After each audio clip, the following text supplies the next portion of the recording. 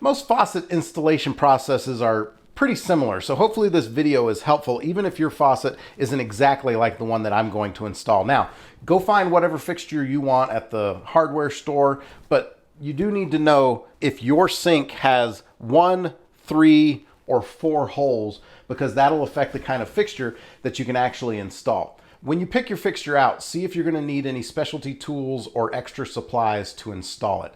I need a blank to cover one of the holes that I'm going to have on my sink, and I may need a basin wrench, which is an odd tool that you might not have.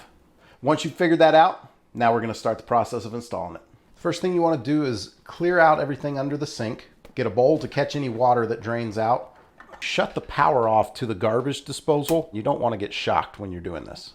Next, we want to turn off the supply lines. Now, if yours are tough, you might want to get a wrench to help you get some leverage. Open the faucet to relieve any excess pressure. Next, with an adjustable wrench, we're going to remove the supply lines. Have your bowl ready to catch any water that comes out of those. When you're working under a sink like this, it's a good idea to have a pair of safety glasses to keep things from falling into your eyes. Once you have everything disconnected from the bottom, you can start pulling the old faucet off.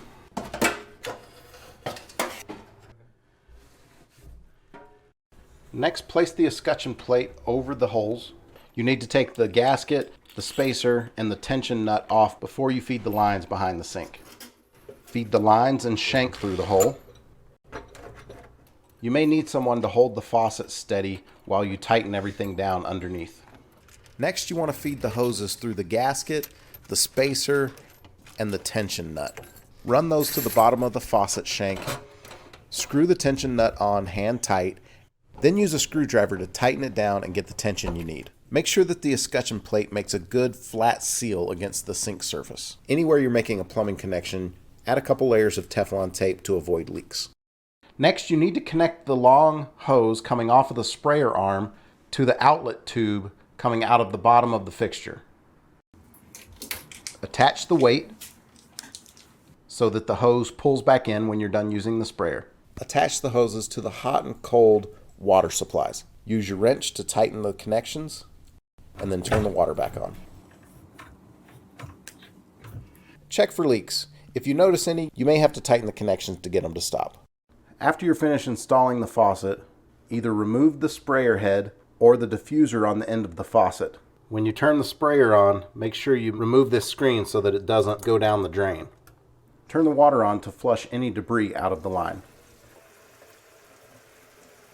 Run the hot and cold water for at least a minute each. Replace the washer or the diffuser, whichever one you removed. When you reattach the sprayer head, be careful not to cross-thread it. If you end up with an extra hole in your sink, you can either install a soap dispenser, or for me, I'm actually just going to put a blank. Test the faucet one more time to make sure that everything's working properly. Put everything back under the sink, and you're done.